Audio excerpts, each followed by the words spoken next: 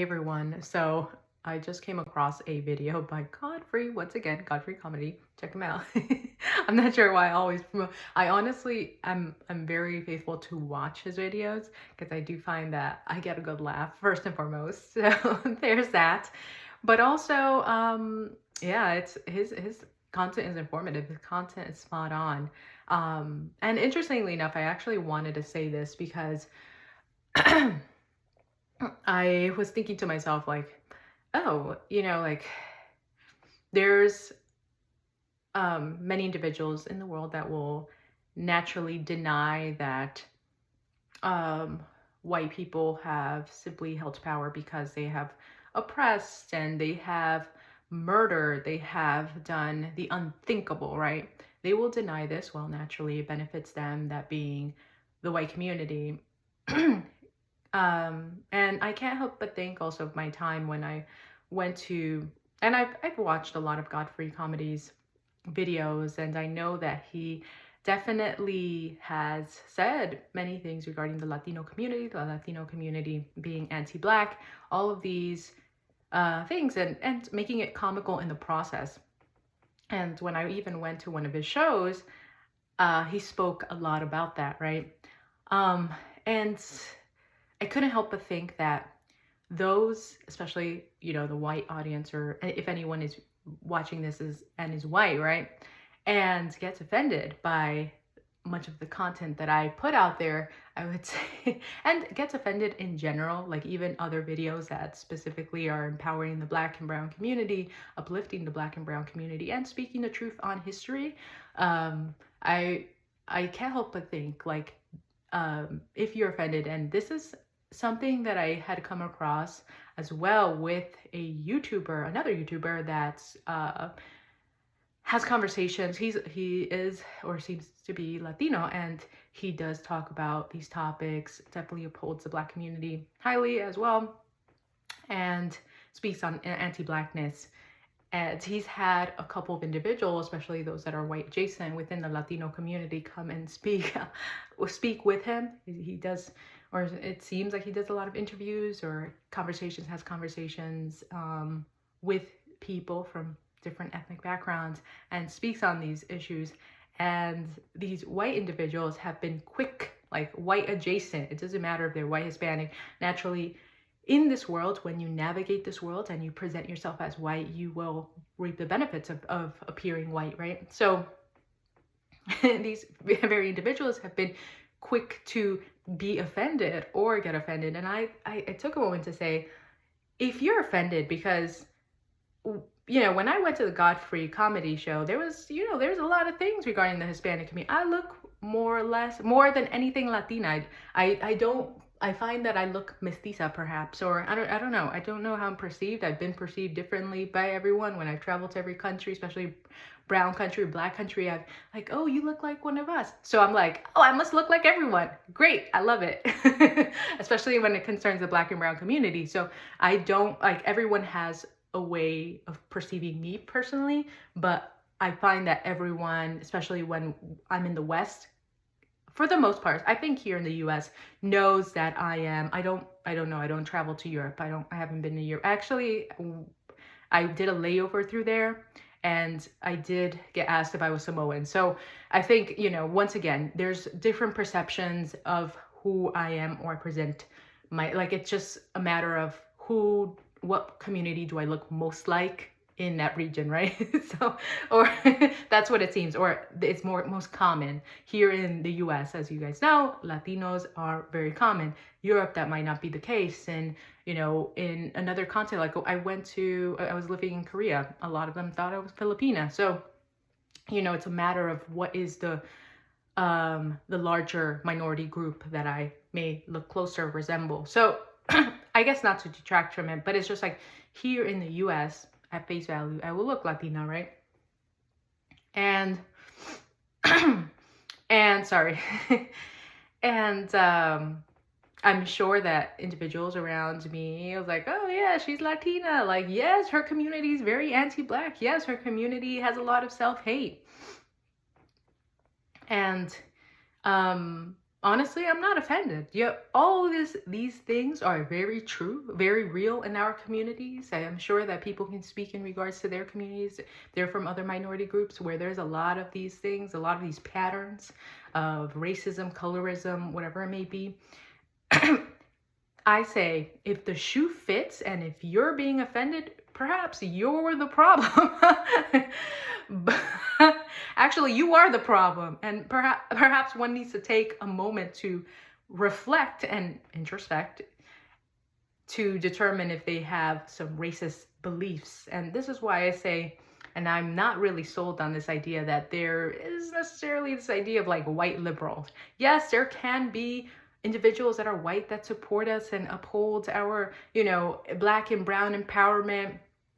But I find that, I even with those very people, you have to be careful, or so I feel. Like I'm not very trusting, or I'm not fully trusting, because historically they've proven time and time again that even if they're for you, and that, oh, I don't agree with these beliefs and ideas, yet at the very same breath they'll say something ignorant, something, and naturally no one's perfect, but still, like, that is not beneficial, conducive in our community. So in my opinion, a lot of times, and this actually takes me back to what I was going to talk about with the Liberian president, where it's just like, a lot of times, or most, if not all the times, us as people of color need to move together. And even with our own communities, I've mentioned this as well, where the Black community is like, I don't know if I could trust the brown community, like individuals that are of lighter skin, right, of other ethnic groups, whatever it may be, because there is also a lot of colorism. There's also a lot of racism. So I can understand, and hence why it's important to be in environments that are conducive and uphold you as a person, which brings me to this Liberian president, where Trump met up with the Liberian president and some other individuals. I have no idea who those other individuals were. I didn't look into it much or at all. But in terms of like who was there, I saw a couple of like individuals that look of European descent were laughing. I was just like, typical. They'll jump on the bandwagon, and once again, it points to like, hey, this is how a lot of people, they're like, oh yeah, I believe in justice and equality and this and that. But then when there's a racist or ignorant or detrimental statement being made, they're like, like, are you really on our side? Where? So it's like, I don't, because they will be quick to side with the white man and women. You got it. You got to proceed. And actually, I wanted to talk, and I'll probably talk about this later on, regarding dating as well, where it's just like, I was, I honestly, and probably I don't know, I don't want to sidetrack necessarily, but in dating world, we see something similar, and I've heard these conversations as well from other women of color, where I do see that if there is an interracial relationship, marriage, I find that the kids are much stronger in their identity when their mom is the woman of color.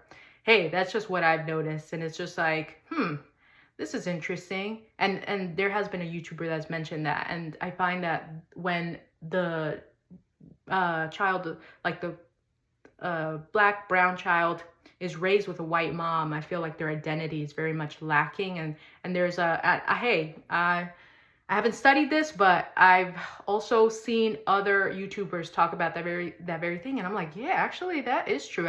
I see a lot of things where it's evident that they're probably not that strong in their identity. And I've met a couple of biracial individuals throughout life, and those that have the black mom, the brown mom, they know what's up, and I can't speak for all of them, but it's just like, it's made me take a moment to even step back regarding that. But anyways, I guess heading back to what I was talking about, which is with the Liberian president,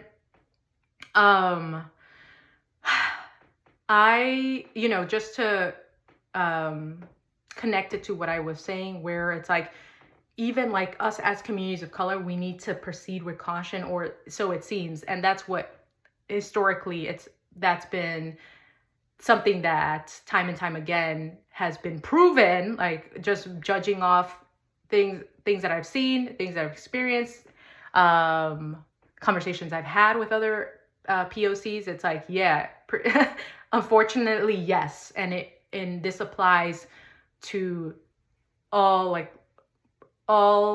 the white communities across the globe, right? Proceeding with caution when it concerns our communities, when, navigating this world and being in areas where they're at, or places. And I've mentioned, I think there was one time a conversation that I had with a friend that he was like, nah, like I wouldn't or I couldn't hang out with the white community or white people, or I think he was hinting towards like some POCs also hanging out with predominantly white individual. I've seen that, and I've noticed that a lot more frequently. Like when I was in New York City, I was just like going through the pictures. This is prior to me being with my partner. I was like,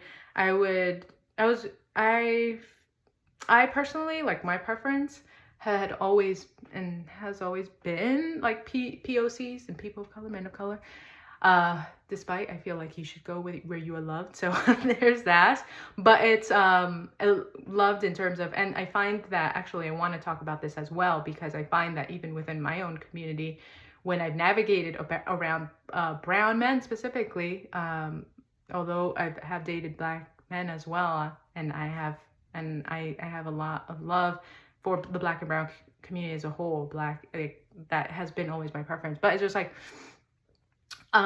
when I feel like this is going all over the place. When I've seen their profiles, it's like I've also noticed how many will hang out with white or be in predominantly white spaces and areas. And it's just like, and perhaps this is because, unfortunately, once again, New York City is going through heavy gentrification, and gentrification doesn't only refer to those that are white, right, or white presenting, or white people from all over the state. Especially, there's this ongoing talk like, oh, these individuals from the Midwest making their way to New York City. But it's like there's also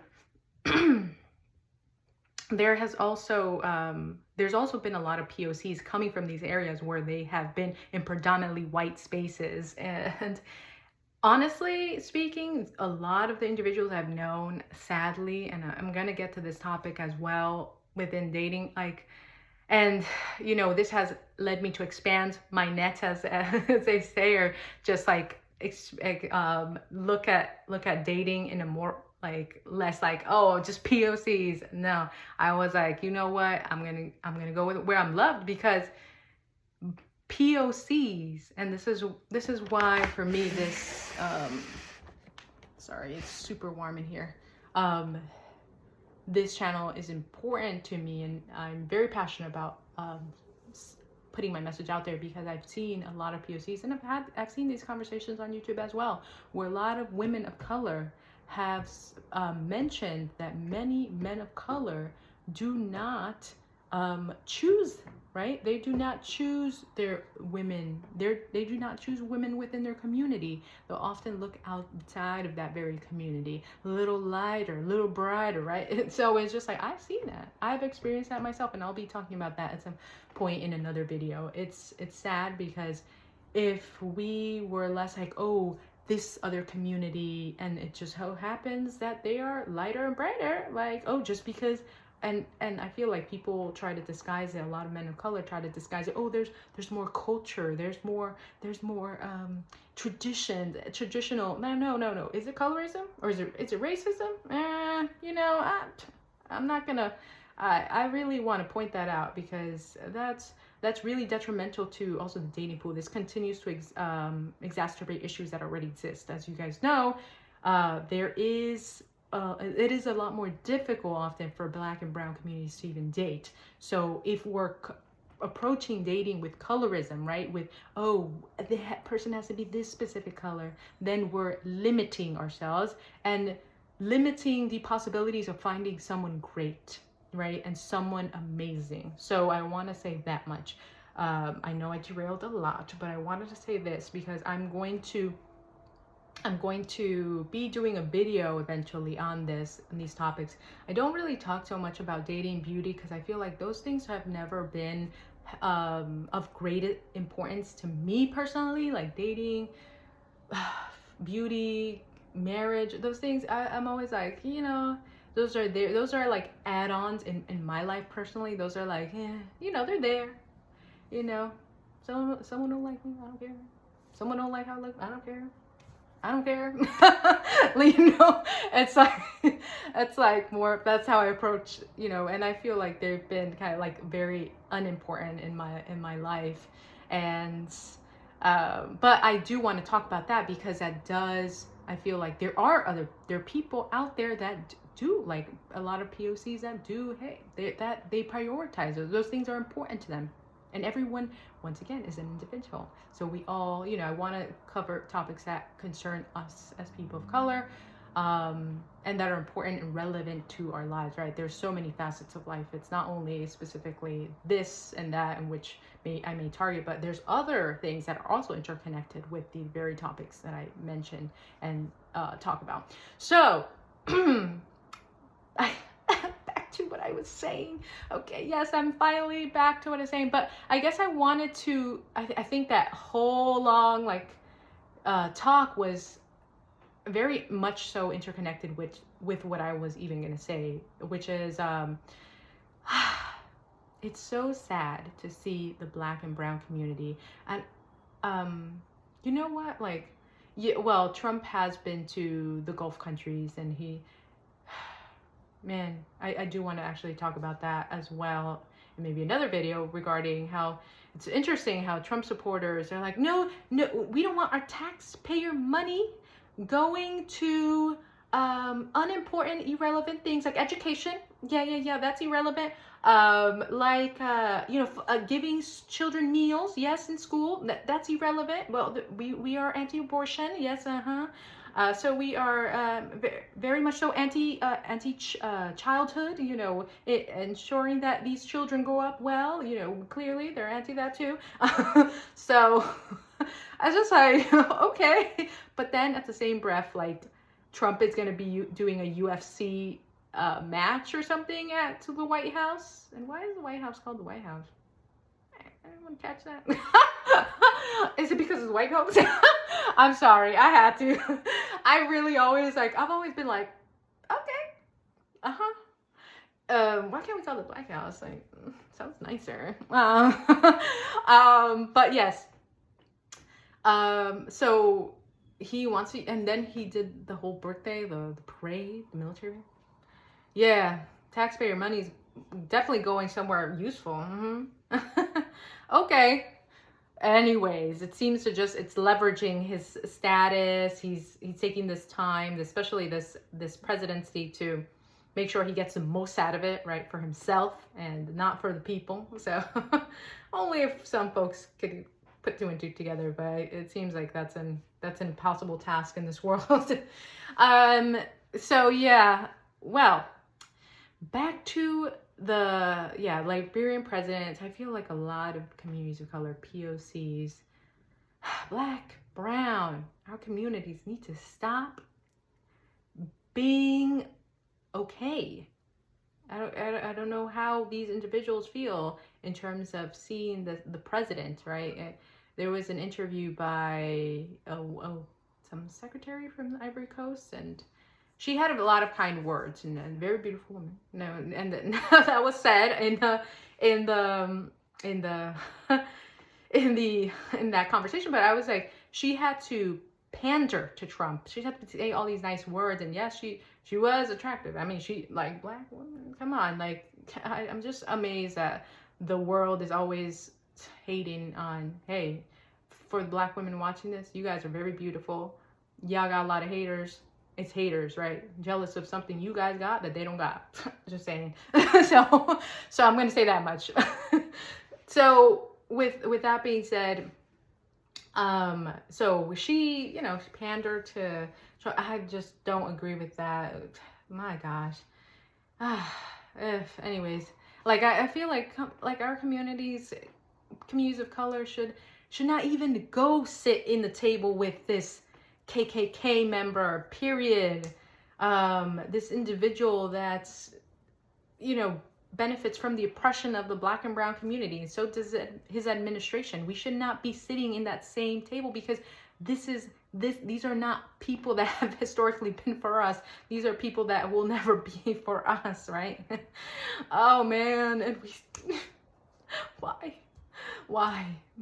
Anyways, I'm sure that America, the West, these countries run by European men, right, and women are have these countries in a chokehold, have a lot of the Black and brown communities. They have no other choice.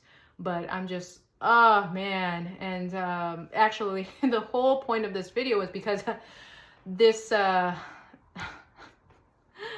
this loony, aka Trump, this clown, aka Trump, I had the audacity to actually say that the Liberian, like he was impressed by how well spoken the Liberian president is, and I'm just like, you have no room to talk. You can hardly talk. What are you on, Trump? Oh my gosh. These people are exhausting. Anyways, yes,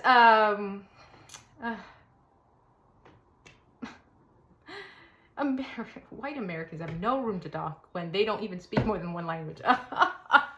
Even their brothers and sisters in Europe, like many of these European countries. I did a layover in Switzerland, I kid you not, long time ago, my early 20s. And oh my gosh. And the maintenance worker at, I don't know where I was at. I was somewhere. I think it still was in the airport. Pretty sure it was. He was like, yeah, I don't speak English. And then I was like, oh, like, what languages do you speak? Because I was trying to gauge if he spoke like a Latin language, Spanish. Like, I understand Portuguese. I understand other, like, Italian to a good extent. I can understand when I read French as well. So like, their Latin languages are, they're very interconnected. You guys know they stem from they're essentially like brothers, sisters, cousins, whatever you want to call it. I'm sure the same applies for other languages as well. But so I was just like, okay, like, what language? He literally listed languages. I was like, damn, you speak more languages? Okay. That's awesome. So I mean, I only speak Spanish and English and can understand Cyprus, maybe a bit Portuguese, but yeah, I can gauge what is being said with Latin languages as a whole. So yeah, so he didn't speak Spanish, but he spoke another, I think it was like Italian or something. I was just like, I gotcha. And then I told him in Spanish. I was like, oh, where's X, Y, and Z? And then he said, oh, and then he answered in, I guess Italian or like, I forgot what language he answered in, but he answered, and I was like, gotcha.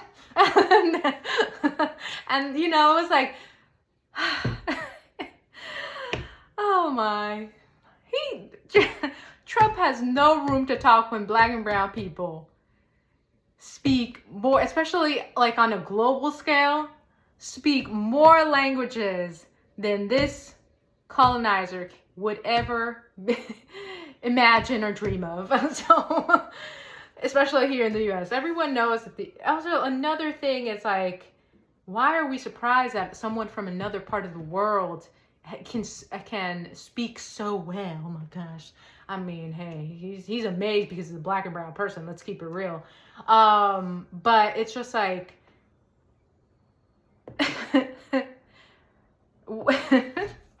once again, going back to what I said previously, which was, this country's education system is in hell, in the toilet, and in the toilet. You know, this country has no room to speak when it's not even ranked at it's not even at the top academically on a worldwide global level. So okay,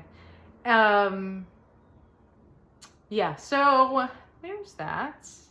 I was gonna say something else. I'm like, huh, but I can't. But I wanted to say that much because especially like Black and brown communities around the globe, like they know a lot of languages. Like I feel like the US as a whole has made it such a point to know English and English alone and not know any other language and speak English, you know, like only. And it's been obviously very detrimental to our communities, our people, where, you know, you have family members that, and my parents, interestingly enough, they were very big on like putting me in schools. Like one of my friends went to, she was a Spanish speaker, my childhood best friend, she was Spanish speaker. Like, yeah, I grew up with a lot of Latinos going to church in the like a Latino church, you know, like, like if anyone, I come from a Pentecostal background, interestingly enough. So yeah, so and if you know the Pentecostal church, it's like a lot of dancing. That's what I was getting at. It's like a lot of dancing. We do the dance. We swirl around everything. But anyways, my Latina childhood best friend, her parents were smart to put her in bilingual school, Spanish English classes, like classes that were they spoke both languages. My parents, they were much, I think they bought into this like very like white Americanized, like white conservatism. I don't know what led them to even want to solely put me in English speaking schools and be in, you know, just focus. They didn't want me in no Spanish and English speaking class. I was like, yeah, that's so detrimental. I'm sorry. I want my kids to learn like if and when, you know, that in terms of like building next generations, right? Future generations is like, I want them to speak as many languages as possible. This is so important. Look at where we're at as a country. We're in a place where we, like, people may have to flee to other countries. Yes. And what is knowing English going to serve us? Yes, many countries speak English, understand English, but many countries, there was someone in the comment section that literally said Mexico nowadays is saying no more to white tourism, right? No more to these individuals that don't even know how to speak Spanish, don't even know. And some people were saying on some comment section, oh, look at them, look at how hypocritical they are when they come to this country. They don't speak English. Dude, I speak English. What language am I speaking? So, ma'am, what language am I speaking? Yes, okay. And many Latinos speak English. Actually, most, especially when their kids are born and raised here, they speak English. If you've encountered individuals that don't speak English, most likely they've come recently, been here as of recently. But those that speak English, which are the younger generation, they speak English. Like, what are you on? Like, you're only selective, right? But you don't even speak another language and go to another country and then be like, you gotta speak English. Yeah, you guys be the mega Karens out there. How dare they not speak English? Dude, you're not even in English-speaking country. So how about that? But yes, like I wanted to speak on, how detrimental that is, because at the end of the day, here it has us isolated, right, from the world. If something happens in this country, what options will you have if you can't even navigate a society? So very, very, very sneaky in what they do in this.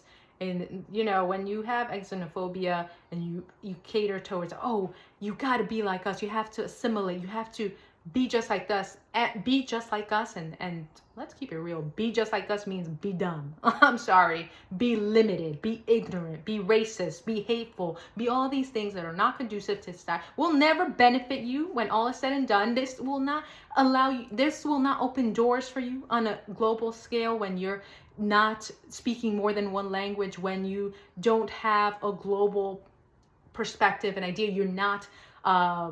You're not mindful, and you're not willing to be teachable, right? In this world, when you come and go to other countries, you want to respect it. You know, too many black and brown countries and communities have been colonized by Europeans that never respected. So how about that? How about that? The world has been colonized, and then here we have there's no official language.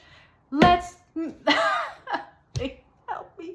Anyways, I'm sure everyone has seen this hypocrisy, this downright stupidity, like, and you're just asking your questions, you're asking questions time and time, like, what? Like, that don't even make sense. But yes, but I guess, like, my overall point, I guess I want to end this video with, the black and brown community needs to make their own spaces, their own places, be in their own tables. Yes, in our own tables, because we're going to be met time and time again with the stupidity, the ignorance, the lack of progression and evolution on behalf of these very people running these countries and being in power. And we do not want to be in those spaces and places that are not conducive for us, and they are not beneficial for our people, right?